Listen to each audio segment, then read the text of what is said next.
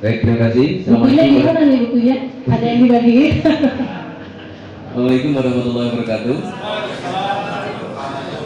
Alhamdulillah, Bapak sekalian, Prof. Budia, Kami, Bapak Ibu sekalian, narasumber dan Bapak sekalian di ruangan ini maupun yang ada di online ya tadi. Tentu pertama kami berterima kasih dan memberikan apresiasi atas antusiasme ya, kita membahas dan diskusikan mengenai pemikiran Bung Hatta ini. Namun sebelumnya izinkan saya untuk pertama meralat ya, bahwa saya belum ISDI. Saya sekolah di ISDI memang tadi sudah selesai di kategori Leuven, Belgia, jadi saya program di ISDI di Eropa memang agak lama, jadi mengenal dan cukup mendalami, meresapi apa yang pernah dilakukan di Bung Hatta ini. Yang kedua, kami ingin disclaimer ya bahwa bukunya Bung Hatta ini sebenarnya ada 9 jilid sekalian. Yang ada di ruangan ini yang 100 mungkin 100 ya, 100 sudah dibagikan, moga-moga bisa menyimak. Yang online juga bisa mendapatkan akses buku ini, nanti lihat di website kami. Jadi kami LP3 itu mengumpulkan karya tulis Bung Hatta, baik itu berupa artikel, jurnal, pidato, segala macam, itu di seluruh dunia. Yang utama memang di perpustakaan pribadi beliau, di keluarga tentunya ya. Tapi yang di luar negeri, di sekolah beliau di Erasmus, kemudian di Skandinavia, lalu di Boston, di Frankfurt, itu semua tersebar ya. Dan kami mengumpulkan 431 tulisan. Itu pun belum tuntas kami selesaikan ya. Mohon doanya moga-moga tahun ini, moga-moga dalam bulan Agustus waktu ulang tahun koperasi kita bisa menyelesaikan jilid yang ke-10. Nah, yang sekarang ini Bapak sekalian yang di ruangan sudah tahu ya ini seperti ini. Yang online sekali lagi bisa mengaksesnya juga secara online. Itu buku ke-6.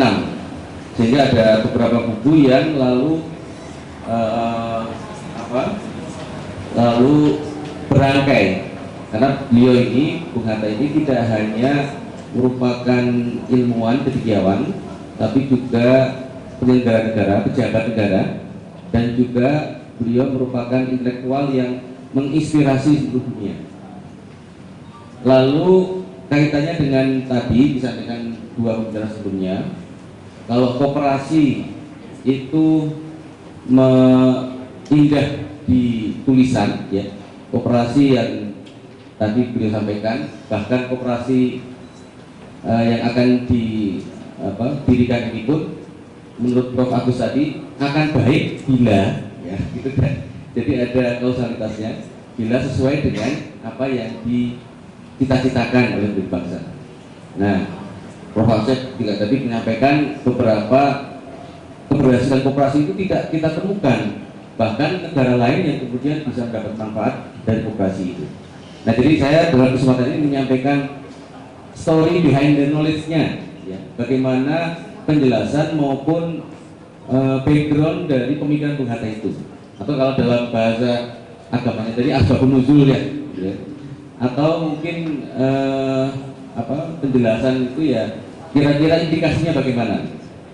Karena saya melihat langsung ijazahnya Bung Hatta ini asli ya memang, dan itu dipampang gitu di ada Bung Hatta Building di Erasmus sana itu. Kebetulan saya kan lama di Belanda sekolah, kemudian berkesempatan juga menelusuri sampai Skandinavia, sehingga memang terbukti dia itu memang sekolah sudah diakui dan mereka sekolahnya itu membanggakan. Jadi ada di galeri juga, di galeri Rotterdam sana itu mengenai foto Bung Hatta dengan ijazahnya, bukan ditutup-tutupi tapi malah ditunjuk-tunjukkan ijazahnya asli dia. Nah, yang selanjutnya ya, kami ingin menyampaikan bahwa mengenai tujuan koperasi menurut Bung Hatta, bahwa kita tahu memang sederhana ya, koperasi yang diharapkan Bung Hatta itu kolaborasi ekonomi. Ini kata-kata asli tulisan Bung Hatta ya, kolaborasi ekonomi, sebagai ketahanan ekonomi dan mewujudkan pemerataan ekonomi. Ya, jadi Bung Hatta dalam tulisan itu ingin bahwa koperasi ini bukan merupakan tujuan, ya, bukan merupakan apa yang lalu mau dicapai. Mendirikan koperasi tujuannya untuk buat koperasi, bukan. Tapi koperasi ini merupakan sarana, ya. Koperasi merupakan instrumen untuk mewujudkan keadilan sosial, ya, seperti yang di judul itu. Nah, bagaimana caranya? Caranya adalah dengan selanjutnya berlandaskan kekeluargaan. Ya. Jadi tadi Pak Asep menyinggung bahwa kekeluargaan ini kemudian direvisi karena ternyata diterjemahkan secara salah, bahwa kemudian yang menjadi pengurus, yang menjadi pimpinan itu anggota keluarga, ya. Padahal maksudnya Bung Hatta ini ya yang bicara bahwa kekeluargaan itu seperti memperlakukan di sekolah. Bapak sekalian, kalau kita sekolah di masa kecil ya, nggak tahu sekolah sekarang ya. Waktu saya kecil mungkin generasi baby boomers ya, bukan Gen Z. Itu guru itu betul-betul membimbing dan membuat kita tuh serasa orang tua kita yang kedua kalau kita di sekolah itu.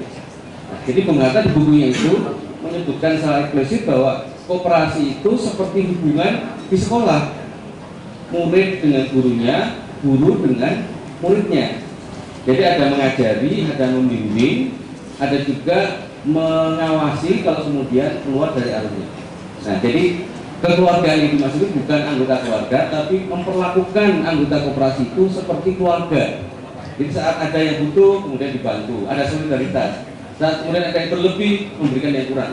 Ya. Sama persis seperti bagaimana berlakunya di keluarga. Jadi disinggung Prof. Utia juga bagaimana keluarga itu dibina di ada culture, ada family culture yang kemudian membuat keluarga itu bisa saling mengisi dan saling menutupi.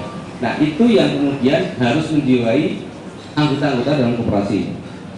Lalu yang kedua, bentuk menolak kapitalisme dan individualisme, namun mendorong individualitas. Nah, ini yang ingin saya sampaikan. Bung Hatta punya dua kata yang hampir sama tapi beda benar artinya. Yang pertama individualisme. Individualisme itu kita tahu adalah kita orang yang kemudian mementingkan diri kita sendiri, ya, atau bahasa lainnya egosentris. Kalau itu menguntungkan kita akan kejar, kita akan nggak peduli dengan orang lain.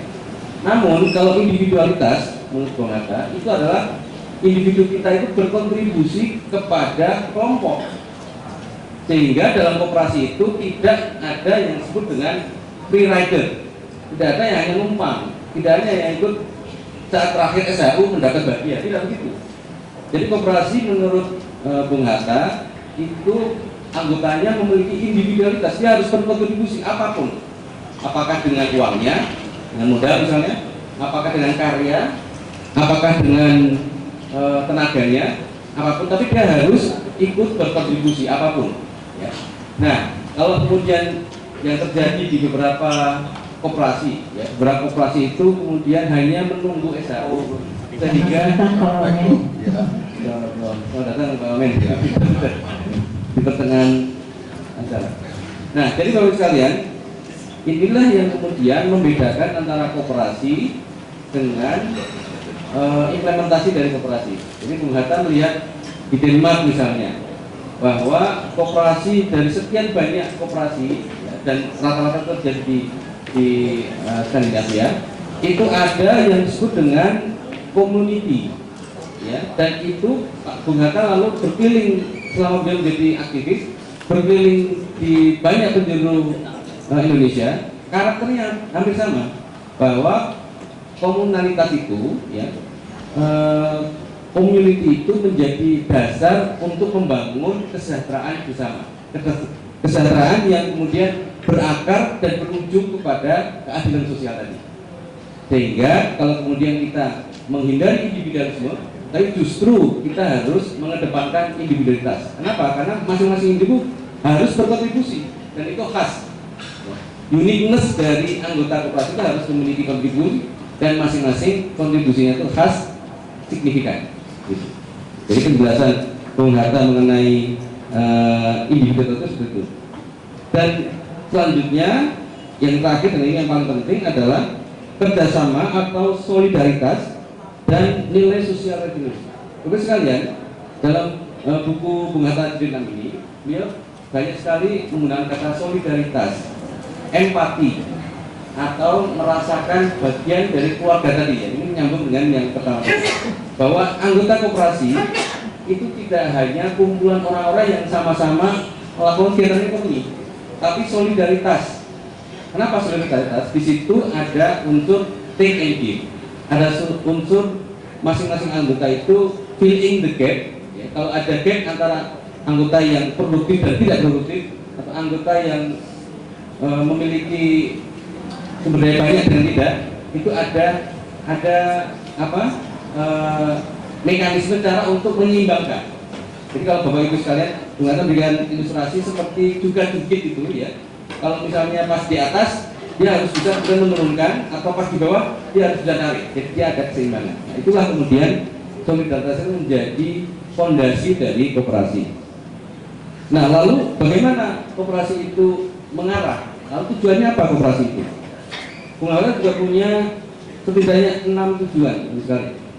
Ya, mengenai tujuan koperasi, yaitu bahwa koperasi itu merupakan bentuk kolaborasi rakyat sebagai ketahanan ekonomi. Terus sekalian, Bung Hatta menjadi aktivis itu saat krisis depresi ekonomi dunia, tidak hanya di Eropa dan Amerika tapi dunia, sehingga Bung Hatta sampai pada kesimpulan bahwa satu masyarakat, ya, ekonomi daerah, ekonomi masyarakat, ekonomi komunitas tadi bisa tahan kalau kemudian masing-masing memiliki ketahanan yang kait-kait, sehingga dengan kolaborasi rakyat tadi, kolaborasi rakyat satu dengan yang lain tadi, membuat ketahanan ekonomi. Jadi dicontohkan, Bung Hatta memiliki mengelompokkan 3 jenis koperasi. Yang pertama adalah koperasi konsumsi. Itu tujuannya adalah memenuhi kebutuhan dasar. Jadi manakala ada anggota yang kemudian anaknya bayar kuliah, utangnya tinggi, nggak ada, kemudian yang lain akan menutupinya. Ada daerah suatu yang kemudian mengalami bencana, maka kemudian ada ada anggota yang lain kemudian memenuhinya. Nah itu jenis menurut Bung Hatta koperasi konsumsi yang memenuhi kebutuhan dasar. Yang kedua adalah koperasi produksi. Tapi disebut oleh Pak Asep bahwa koperasi mestinya memproduksi, creating, yang menciptakan sesuatu. Sehingga manakala masing-masing anggota berproduksi, maka dia akan menyediakan ya, kebutuhan, dan pada akhirnya menyediakan atau membentuk pekerjaan. Dengan pekerjaan ada penghasilan, dengan penghasilan maka ada kemampuan beli. Nah, itu siklus yang digambarkan Bung Hatta dengan bahwa pentingnya perlu ada kegiatan produksi dalam koperasi. Dan yang terakhir, Bung Hatta juga memberikan bentuk koperasi yaitu koperasi kredit, yaitu memberikan modal usaha, ya, bukan untuk konsumsi. Nah ini yang perlu kami tekankan di sini dalam bukunya Bung Hatta itu, bahwa kredit yang diberikan untuk memproduksi. Sementara kalau Bapak sekalian lihat atau amati, sebagian kredit yang ada di masyarakat itu kredit konsumsi. Ada pay later, ya, ada ya beberapa jenis uang yang kemudian dipakai duluan sebelum kita menghasilkan. Maka dalam satu kesempatan ya, Jack Ma ini sedikit intermezzo. Kenapa Amerika begitu khawatir dengan Cina? Karena 2 karakter yang sangat benar. Kalau Amerika itu using tomorrow's money, ya, dia pakai uangnya yang kartu kredit itu kan pakai uangnya dulu, baru kemudian nanti dibayar. Kalau Cina, ya kata Jack Ma, kenapa dia sangat kuat? Cina itu menggunakan uang yang sudah disimpan bertahun-tahun. Jadi saving dulu, baru dia menggunakan uang itu. Nah, jadi yang ingin saya sampaikan adalah dalam konteks ini bahwa Bung Hatta mendorong kooperatif itu supaya orang setiap anggota berkesempatan untuk memproduksi. Kalaupun dia tidak produksi sendiri, dia menjadi bagian dari sistem produksi itu. Nah, dalam production chain itu, dalam rantai produksi, dia mengambil peran di situ. Tidak hanya menunggu Ya sekali lagi dalam koperasi yang dikedepankan bukan pada hanya sekedar menunggu SHU, tapi dia mengikuti proses dari awal sampai dengan koperasi itu menghasilkan satu nilai tambah.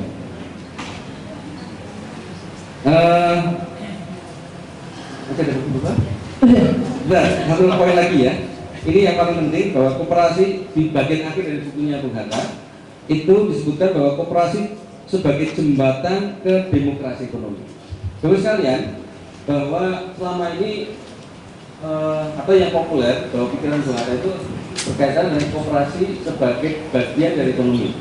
Tapi sebenarnya Bung Hatta itu menekankan bahwa dalam koperasi itu juga ada demokrasi atau demokratisasi ekonomi. Caranya apa? Atau bentuknya apa? Yang pertama adalah bahwa koperasi itu perkumpulan koperasi dikemudikan anggota. Nah, ini bahasa langsung dari Bung Hatta adalah perkumpulan koperasi dikemudikan anggota. Artinya anggota itu punya kesempatan yang sama untuk mengkritik, untuk menilai, untuk mengawasi, bahkan meluluskan. Jadi Bung Hatta melihat bahwa demokrasi, ciri demokrasi adalah kritik. Dan kritik yang baik adalah kritik dalam demokrasi itu kritik yang bertanggung jawab. Nah, koperasi adalah cara untuk memupuk kritik yang bertanggung jawab itu. Itu kata Bung Hatta. Kemudian yang kedua, tiap anggota punya hak suara yang sama. Saya kira ini sudah kita pahami ya Pak Menko itu ya. Kemudian tiap-tiap orang dapat diterima sebagai anggota koperasi meski pilihan politik berbeda. Nah ini saya kira konteks sekarang sangat penting. Jadi koperasi itu kemudian tidak melihat perkoncoan, ya, tidak melihat afiliasi politik saya anggota perkara, tidak melihat background agama, tapi koperasi yang dikedepankan adalah kebutuhan yang sama untuk berproduksi tadi. Jadi kalau misalnya kita akan membuat koperasi atau membentuk koperasi, poin yang paling penting dari keanggotaan adalah dia bebas nilai, ya, tidak partisan, sehingga apa? Sehingga demokrasi ekonomi itu betul-betul berjalan sesuai dengan cita-cita keinginan semua anggotanya. Kemudian yang keempat adalah keuntungan dibagi menurut jasa. Nah, Bapak sekalian, kalau kita bicara tadi, Prof. Agus sudah menceritakan bahwa perbedaan mendasar antara perusahaan dengan koperasi. Kalau perusahaan itu untung besar, ya, misalnya kemarin Asra itu membagikan 13,6 triliun itu kepada pemegang sahamnya. Pemegangnya berapa? Hanya 10 orang. Nah, bayangkan dengan koperasi yang anggotanya ratusan ribu, yang kemudian tidak punya keuntungan sebesar itu, maka dia tidak akan mendapat keuntungan yang besar. Nah, kalau koperasi, keuntungan yang triliunan itu akan tersebar ke seluruh anggota. Tadi disinggung Pak Prof. Agus juga, di Amerika keuntungannya satu koperasi itu ya, satu koperasi lebih besar ya, dan itu pasti puluhan triliun dari BRI. Artinya keuntungan itu pasti tersebar juga ke anggota koperasi, anggotanya mungkin ratusan atau ribuan ya. Jadi saya kira cukup jelas di sini bahwa kalau kita atau produksi satu kegiatan ekonomi hasilnya banyak, maka keuntungannya tentu kembali lagi ke anggota dan berdasarkan kontribusinya. Nah, yang terakhir ya, bagian dari demokrasi ekonomi, bahwa satu bagian dari keuntungan koperasi itu harus didedikasikan untuk pendidikan. Jadi Bung Hatta ini sangat care ya, sangat penting, memandang penting bahwa pendidikan ini bagian yang embedded, yang melekat dalam koperasi. Bahkan beliau waktu berkeliling ke Denmark ya, ke Swedia, dia melihat sekolah rakyat yang ada di sana itu mestinya bisa dilakukan juga di koperasi-koperasi di Indonesia. Kenapa? Karena sekolah rakyat itu tidak serata. Sekolah rakyat di Denmark itu sekolah yang diberikan kepada anggota koperasi, tidak ada diplomanya, tidak ada seratanya, tapi dia action, dia menghadapi apa yang dari langsung di masyarakat. Kalau pertanian ya sekolahnya itu bagaimana bertani yang produktif. Kalau wisata, sekarang kan lagi hit nih wisata di mana-mana. Di Bandung kan banyak tempat-tempat untuk Instagramable ya, yang kemudian mungkin hanya sedikit lagi ya. mungkin hanya sedikit, tapi bahwa dia punya eksotis. Nah, yang ingin saya sampaikan adalah bahwa pendidikan itu menjadi satu komponen yang paling penting dalam koperasi.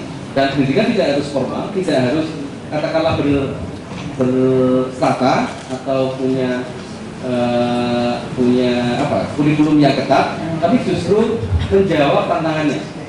Setelah operasi katakanlah gitu ya, mungkin sekolahnya tidak terlalu panjang, tapi 3 hari atau 5 hari atau on the spot training, ya mungkin training persisnya ya. Tapi bahwa itu menjadi bagian yang menyatu dalam kegiatan operasi. Kurang lebihnya mohon maaf. Assalamualaikum warahmatullahi wabarakatuh. Terima kasih.